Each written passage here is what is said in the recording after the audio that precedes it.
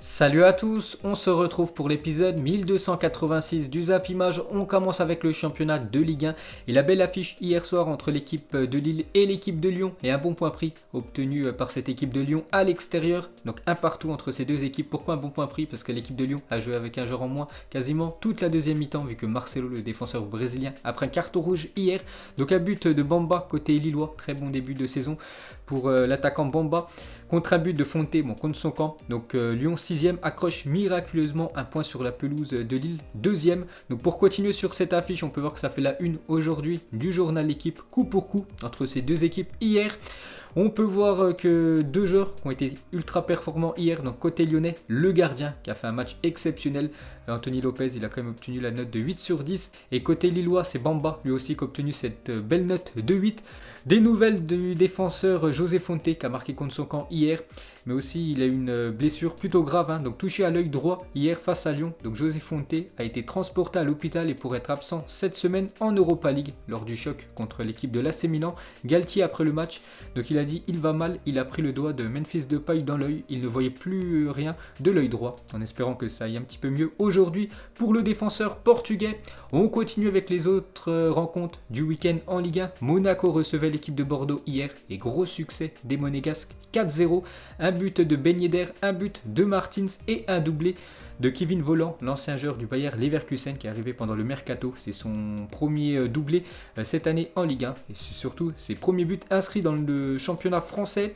On va parler d'une équipe où ça va plus du tout, c'est l'équipe de l'AS Saint-Etienne qui recevait l'équipe de Montpellier et une défaite de plus pour l'AS Saint-Etienne 1-0. Donc c'est Mavi Didi qui a inscrit l'unique but du match et l'AS Saint-Etienne est sur une série catastrophique de 5 matchs d'affilée où c'est tout simplement 5 défaites. Donc ils avaient commencé je crois avec 3 victoires lors des 3 premiers matchs de Ligue 1 et depuis c'est 5 défaites pour l'équipe des Verts. Ensuite cette fois-ci on va parler du Paris Saint-Germain qui se déplaçait samedi soir du côté de Nantes et victoire du PSG 3-0, un but de Herrera, Sarabia et Kylian Mbappé. Donc le PSG l'emporte sur la pelouse du FC Nantes et conforte sa place de leader parce que le Paris Saint-Germain qui avait très mal commencé le championnat avec 2 défaites, depuis ça va bien mieux, c'est que des victoires pour le Paris Saint-Germain qui est actuellement seul en tête de ce championnat français. On continue sur cette affiche, on peut voir le raté incroyable de l'attaquant nantais Simon face au but vide du Paris Saint-Germain. Donc voilà, sur cette action, il n'a pas réussi à marquer. Pourtant, il y avait 0-0 et bien sûr, il aurait inscrit ce but. Le match aurait été différent. On continue avec une stat sur l'entraîneur allemand du Paris Saint-Germain. Thomas Tuchel a gagné 70% de ses matchs à l'extérieur en Ligue 1 depuis son arrivée, un record dans l'histoire du club. Donc voilà, les stats du Paris Saint-Germain à l'extérieur sont très très bonnes pour Thomas Tuchel parce que c'est lui actuellement qui a le record. On va parler de Mbappé, buteur avant-hier, est déjà impliqué dans 11 buts cette saison en Ligue 1. Donc 7 buts et 4 passes D pour Kylian Mbappé. Il est le premier joueur du championnat à atteindre ce cap en 2020-2021. Félicitations à lui, mais inquiétude autour de Kylian Mbappé qui est sorti avant la fin du match. Pourquoi? Parce que blessé, Mbappé ressent une gêne musculaire à la cuisse et pourrait être absent face à Leipzig ce mercredi, le dernier match de Ligue des Champions lors des matchs allés qui aura lieu après-demain. Pour rappel, Neymar, Icardi, Verratti, Draxler, Bernat et Paredes sont déjà blessés et forfaits pour le match en Allemagne mercredi. Et Mbappé pourrait être lui aussi forfait, donc ce serait un énorme coup dur pour le Paris Saint-Germain. Et aussi Moskin, lui aussi qui est sorti avant la fin du match. Donc Tourelle rassurant à propos de Kean et Mbappé qui sont tous les deux sortis prématurément face à Nantes. Je pense qu'ils sentent surtout de la fatigue. Kylian, je pense que ce n'est pas une blessure, c'est seulement de la fatigue. La même chose pour Moskin, en espérant que c'est juste de la fatigue. C'est vrai que les joueurs du Paris Saint-Germain enchaînent tous les 3 jours quasiment un match, donc voilà, c'est compliqué pour le repos. Et pour finir avec ce championnat français, un petit coup d'œil à tous les autres résultats de cette 9e journée de Ligue 1. On peut voir la belle victoire de Nice 3-0 du côté de Angers, aussi la victoire de Reims contre l'équipe de Strasbourg. Donc du coup un coup d'œil au classement après cette 9e journée de Ligue 1. Le Paris Saint-Germain seul en tête, 21 points pour le PSG devant Lille, 19, Rennes 18, Marseille en 5e position, 15 points. Donc Marseille n'a pas joué ce week-end contre l'équipe de Lens. On peut voir que Lyon est actuellement 6e. Ensuite, on quitte la France, direction l'Angleterre. On commence avec le choc du week-end. C'était hier, Manchester United recevait l'équipe de Arsenal. Donc Manchester, ça fonctionne très bien à l'extérieur, un peu moins bien à domicile. La preuve, parce qu'ils se sont une fois de plus inclinés à domicile. Cette équipe des Red Devils, donc 1-0 contre l'équipe de Arsenal. Donc Aubameyang a été l'unique buteur. Donc un but sur penalty. Arsenal s'impose s'impose à l'extérieur et intègre le top 10 de cette première ligue. On peut voir tout d'abord l'homme du match. Donc l'homme du match, c'est une recrue des Gunners. Ces dernières semaines, c'est Thomas Partey qui a fait un énorme match hier. Le milieu ghanéen, donc il a été élu homme du match. On continue avec les Gunners. Donc la dernière fois qu'Arsenal avait été vainqueur du côté de Old Trafford, ça remontait à 2006. Donc ils ont cassé cette mauvaise série parce que hier ils se sont imposés du côté de Old Trafford. On continue avec les Gunners. Donc Arsenal remporte son premier match à l'extérieur face à un membre du Big Six depuis 2015, soit 29 matchs sans victoire chez un membre du Big Six pour les Gunners. Donc à chaque fois c'était quasiment défaite chaque fois que l'équipe de Arsenal se déplaçait contre une grosse équipe anglaise. Et hier ils ont cassé aussi cette mauvaise série. Les stats de Pierre-Emerick Aubameyang depuis son arrivée à Arsenal, en tout 125 matchs, 76 buts et 18 passes décisives. N'oubliez pas qu'il restait quand même sur 5 matchs sans marquer en Première Ligue. Aubameyang, lui aussi il a cassé cette mauvaise série. Hier, une petite photo de lui avec Lacazette qui a été très bon. L'ancien attaquant de Lyon. Donc cette fois-ci on va parler côté Red Devil, c'est compliqué, hein. Pourtant ils ont fait un énorme match il y a quelques jours en Ligue des Champions, 5-0 contre le RB Leipzig, mais hier ils ont sombré. Donc début de saison compliqué pour Manchester en Première Ligue, donc 2 victoires, 1 match nul et déjà 3 défaites. Donc les Red Devils sont provisoirement 15e de cette Première Ligue, donc ça va pas du tout actuellement pour cette équipe de Manchester en Coupe d'Europe. C'est plutôt bien, 2 matchs, 2 victoires, mais en Première Ligue, hein, actuellement 15e sur 6 matchs, seulement 2 victoires, non c'est pas possible pour l'équipe de Manchester. Donc on continue avec eux. Donc Manchester n'a pas gagné à domicile depuis 6 matchs. C'est un triste record égalé car il s'agit d'une première pour le club depuis 1990. On continue avec Paul Pogba qui était titulaire hier et le joueur qui a concédé le plus de pénaltys à Manchester depuis l'arrivée de Solskjaer sur le banc du club. Déjà 3 pénaltys que concède Paul Pogba parce que hier c'est lui qui a fait la faute sur Hector Bellerin pour le pénalty inscrit par Aubameyang quelques instants après. On continue cette fois-ci avec l'autre Manchester City qui se déplaçait du côté de Sheffield United et victoire 1-0 pour l'équipe qui a gagné Marseille il y a quelques jours. Donc un but du défenseur anglais Kyle Walker, donc une super frappe de Walker permet à Manchester City de s'imposer face à Sheffield et surtout de remonter à la 7ème place parce que aussi ils étaient très loin au classement. Donc ils remontent à la 7ème position l'équipe de City et on va parler de Sheffield United, n'a plus gagné en Première Ligue depuis le 11 juillet dernier. C'était une victoire 3-0 contre Chelsea. Ils sont sur une série de 10 matchs sans victoire, c'est quand même 9 défaites et un match nul en championnat pour cette équipe de Sheffield. Pourtant l'année dernière ils avaient fait une très belle saison. Ensuite on va parler du nouveau leader de la Première Ligue, Liverpool, qui recevait l'équipe de West Ham et victoire 2-1 de Liverpool. Donc ils se sont fait peur parce qu'ils étaient menés 1-0, mais comme d'habitude à Anfield c'est très compliqué pour les équipes visiteuses de venir chercher un résultat du côté de Anfield. Donc un but de Fornals, donc après Mohamed Salah a réagi sur penalty et Diogo Jota lui aussi a inscrit le but victorieux. Donc Liverpool premier accroche la victoire face à West Ham 13e. Donc Liverpool vient d'égaliser son record de 63 matchs sans défaite à domicile, énorme prestation. Donc Liverpool n'a plus perdu Anfield en Première Ligue depuis 63 matchs, égalant ainsi le record datant de 1978-1980. Donc il ne reste plus qu'une équipe qui a fait mieux que la série de Liverpool, c'est l'équipe de Chelsea qui fait mieux avec 86 matchs invaincus à domicile entre 2004 et 2008. Donc voilà, il faudra encore qu'il continue pendant une vingtaine de matchs sans perdre à domicile et pourrait battre ce monstrueux record de Chelsea. Ensuite, on revient sur l'attaquant portugais Diogo Jota, ancien attaquant de Wolverhampton. C'est très bien intégré à Liverpool parce qu'il a déjà marqué 3 buts dans sa nouvelle équipe. Ensuite, on va parler du jeune défenseur anglais Trent Alexander-Arnold qui a disputé ce week-end son 100e match en Première Ligue avec l'équipe de Liverpool. Il a seulement 22 ans, on peut voir ses stats, donc 100 matchs disputés, 28 passes D et 6 buts inscrits pour lui. Ensuite, on va prendre des nouvelles de Chelsea qui se déplaçait du côté de Burnley et encore une victoire pour les Blues de Chelsea, une victoire sans prendre de but comme d'habitude ces derniers temps. 3-0 pour Chelsea, un but de Hakim Ziyech, un but de Zouma et un but de Timo Werner. Donc Chelsea remonte à la 5e place. On revient sur le gardien de Chelsea qui fait un bien fou depuis son arrivée. Edouard Mendy est le premier gardien de Chelsea depuis Petr Cech. En 2004 a réalisé 3 clean sheets lors de ses 3 premiers matchs de Première Ligue.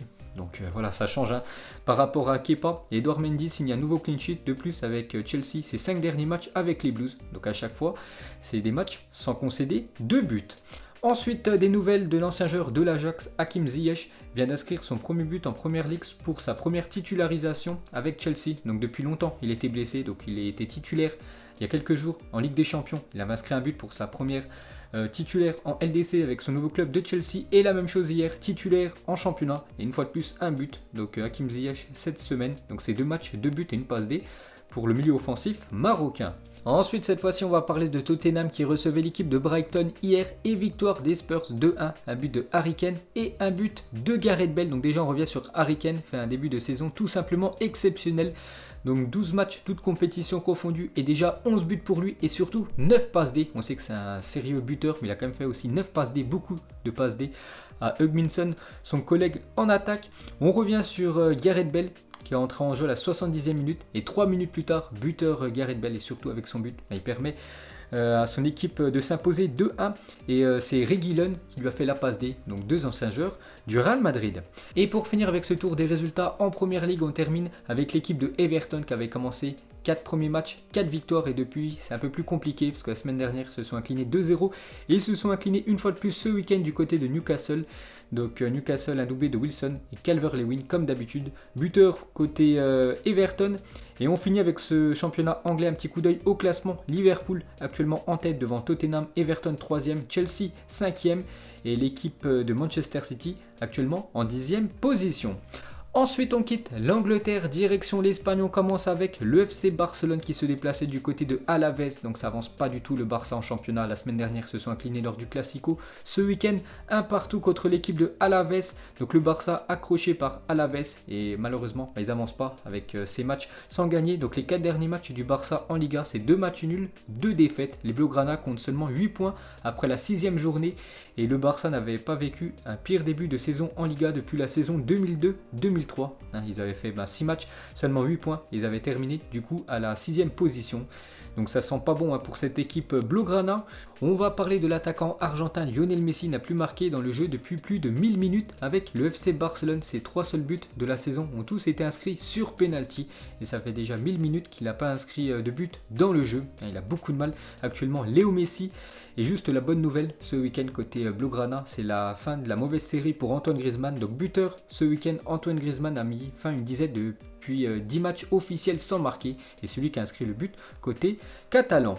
Et pour finir avec le FC Barcelone, une déclaration du coach Ronald Koeman après Alaves Barça. Il a dit: le jeu a été très acceptable selon moi. Je suis plus préoccupé si on n'avait pas eu d'occasion. Mais là c'est juste qu'il faut un peu plus de réalisme face au but. Ce n'est pas possible de rater autant. C'est vrai que le Barça a eu beaucoup d'occasions. Mais le problème c'est qu'il n'y a pas eu assez de finition. Ensuite on va parler de l'autre gros club en Espagne, le Real Madrid. Eux ça va bien mieux en championnat par rapport au Barça. Parce que le Real Madrid s'est imposé 4-1 ce week-end contre l'équipe de Huesca. On peut voir les buteurs. Donc un doublé de Karim Benzema qui a été très bon. Donc un doublé, une passe D pour l'attaquant français, un but d'Eden Hazard et un but de Valverde. Donc le Real Madrid est provisoirement leader de la Liga. Donc on revient sur Karim Benzema, une petite photo de son magnifique but. Le gardien de Huesca n'a rien pu faire. Donc Benzema est impliqué sur 13 buts lors de ses 13 dernières titularisations. Donc 9 buts et 4 passes D pour Benzema lors des derniers matchs. On continue avec lui, donc les meilleurs buteurs français de l'histoire dans les 5 grands championnats. Donc Karim Benzema actuellement à la 4e position avec 215 buts inscrits dans les 5 grands championnats. Donc on compte les buts inscrits avec le Real Madrid et aussi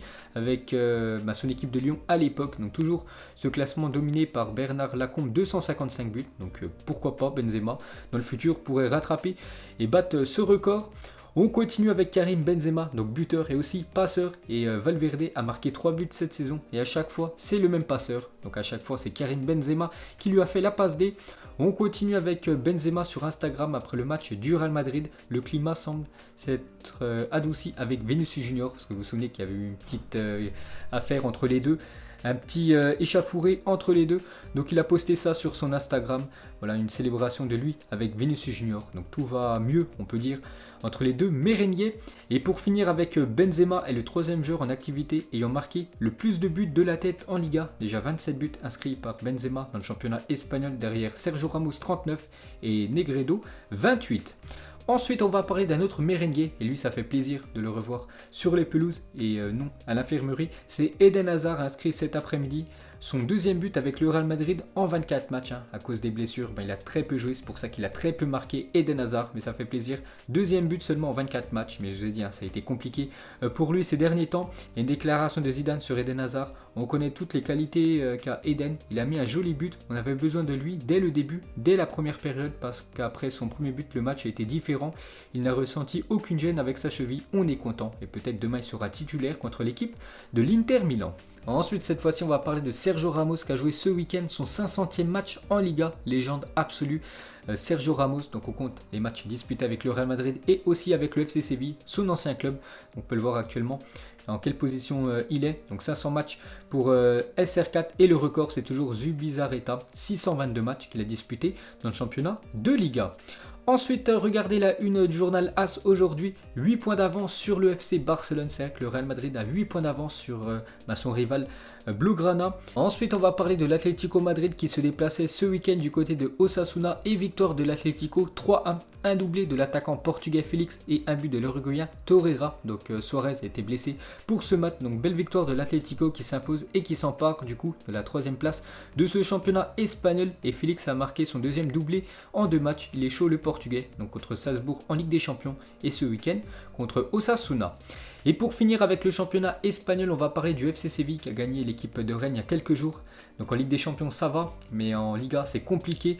Donc ils se sont inclinés 2-1 du côté de Bilbao et 4e match de suite sans victoire en Liga pour l'équipe de Séville qui est actuellement quand même 14e du championnat. Et on va terminer avec le classement de la Liga. Donc la Real Sociedad actuellement en tête devant le Real Madrid, l'Atlético 3e, le FC Barcelone 12e actuellement du championnat de Liga. Ensuite, direction l'Italie. Donc la Juventus s'est déplacée hier après-midi du côté de la Spezia. Et victoire de la Juventus enfin, parce que les derniers matchs en Serie A, c'était quasiment à chaque fois que des matchs nuls. Et la victoire contre le promu Spezia, 4-1. Un but de Morata, un but du milieu français Rabiot et surtout un doublé de Cristiano Ronaldo. Donc déjà ça fait plaisir de revoir CR7. Donc déjà il a commencé sur le banc, Cristiano Ronaldo, qui avait loupé quasiment les 4 matchs, toutes compétitions confondues ces dernières semaines, vu qu'il est infecté par le Covid. Donc cette déclaration de Vincenzo Italiano, donc l'entraîneur de la Spezia, à la fin du match, il a dit: quand j'ai vu Cristiano Ronaldo en train d'enfiler son maillot sur le banc, je me suis dit que c'était fini. Et ouais, il a eu raison parce que l'équipe de la Juventus a ensuite inscrit 2 buts, surtout 2 buts inscrits par Cristiano Ronaldo. Donc il est entré en jeu à la 56e minute de jeu et seulement 3 minutes après, donc un but de Cristiano Ronaldo et 76e minute, un autre but de Cristiano Ronaldo. Bon, celui-là inscrit sur penalty. Donc Cristiano Ronaldo 2 minutes, un but dans le jeu et Lionel Messi 1000 minutes. 0 but dans le jeu, une petite différence entre les deux meilleurs joueurs de la planète. Une déclaration de Cristiano Ronaldo à Sky, il a dit: je suis très content, pendant 20 jours je n'ai pas pu jouer, mais le Cristiano Ronaldo de toujours est revenu, on gagne de la confiance, on grandira, je vous le dis, Cristiano is back. Donc voilà ce qu'a dit CR7 à la fin du match: Cristiano Ronaldo is back, il est de retour, le joueur portugais pour marquer de nombreux buts. Et pour finir avec lui, on va parler de l'ancien trio légendaire. La BBC n'avait pas marqué le même week-end depuis le 27 janvier 2019. Donc la BBC, 5 buts ce week-end. Donc Benzema, 2 buts, Gareth Bale, 1 but et Cristiano Ronaldo, 2 buts ce week-end. Ensuite, on va parler de l'équipe actuellement en ultra forme en Italie. C'est l'équipe de l'AC Milan qui se déplaçait du côté de Udinese. Et victoire une fois de plus de l'AC Milan, 2-1, un but de Kessié et un but d'Ibrahimovic, un magnifique but. Donc déjà l'AC Milan cette saison, toute compétition confondue. Donc c'est à chaque fois que des victoires, à part un match nul contre l'AS Roma. Enfin le retour du grand AC Milan. Donc dans quelques jours, l'AC Milan joue contre l'équipe de Lille en Europa League. On revient sur Zlatan Ibrahimovic qui a marqué un magnifique but hier sur retournée acrobatique. Regardez après la joie de l'attaquant suédois qui a félicité tous ses coéquipiers. Donc à 39 ans, Zlatan est impliqué dans 8 buts en 4 matchs de Serie A disputés cette saison. Donc contre Bologne doublé, Inter doublé, AS Roma doublé et contre Udinese un but et une passe D pour lui. Donc meilleur buteur actuellement du championnat à 39 ans, Zlatan Ibrahimovic. Pour continuer avec lui, c'est le premier joueur de l'AC Milan à marquer 7 buts en 6 journées de Serie A depuis la saison 96-97. Donc à l'époque, il s'agissait de George Weah qui avait réalisé aussi cet exploit. Et pour finir avec Ibrahimovic, une déclaration à la fin du match, il a dit: on est l'équipe la plus jeune d'Europe, les jeunes ne doivent pas ressentir la pression et les responsabilités, elles sont pour moi, pas pour les autres, ils doivent juste travailler et y croire. Moi je m'occupe du reste. Et surtout, il s'occupe à marquer quasiment tous les buts de l'AC Milan. Et pour finir avec Ibrahimovic et Cristiano Ronaldo, deux vétérans du championnat italien. Donc Ronaldo et Zlatan ont marqué dans tous leurs matchs de Serie A cette saison, 35 ans et 39 ans s'il vous plaît pour ces deux-là. On peut voir les unes des journaux sportifs italiens, le retour du Martien. Avec CR7, la Juve fait la fête. Il aura tout changé en 126 secondes avant de prévenir le monde: je suis de retour. Donc on peut voir que les unes rendent hommage à Cristiano Ronaldo et aussi à Zlatan Ibrahimovic. Ensuite, on va parler de l'Inter Milan, demain qui jouera contre l'équipe du Real Madrid. Donc l'Inter recevait l'équipe de Parme, score final 2 partout. Donc on va dire que c'est un bon point pris par l'équipe de l'Inter qui a été menée 2-0 contre l'équipe de Parme. Un doublé de l'ancien Lillois Gervinho contre un but de Brozovic et Perisic pour l'équipe de l'Inter. Ensuite, l'Atalanta Bergame se déplaçait du côté de Crotone ce week-end et c'est Muriel qui inscrit le doublé pour l'équipe de Bergame. Et pour finir avec cette Serie A, on va parler du match fou entre le Torino et la Lazio. Donc la Lazio s'est imposée 4-3 contre l'équipe du Torino. On peut voir que la Lazio perdait 3-2 à la 87e minute. Et 10 minutes plus tard, ceux qui se sont imposés 4-3 dans cette rencontre. Et on peut voir sinon le classement. Donc l'AC Milan en première position devant l'équipe de Sassuolo qui s'imposait ce week-end avec un but de Maxime Lopez, l'ancien Marseillais. Et la Juventus en troisième position. Et on va finir ce tour d'Europe avec le championnat allemand. Donc tout d'abord, le Bayern se déplaçait du côté de Cologne et victoire 2-1 du Bayern. Müller et Gnabry ont été buteurs.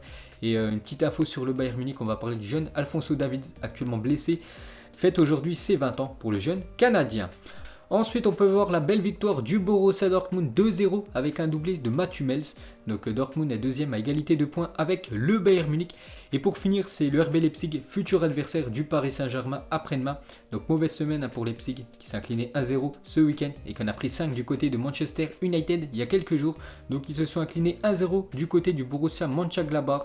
Donc on peut voir pour finir ce zappimage le classement de ce championnat allemand. Donc du coup le Bayern, le Borussia et le RB Leipzig actuellement sur le podium du championnat de Bundesliga. Donc voilà les gars, la fin de ce zappimage 1286. Donc si ça vous a plu, un petit like et nous se retrouve demain pour le prochain épisode. Ciao à tous.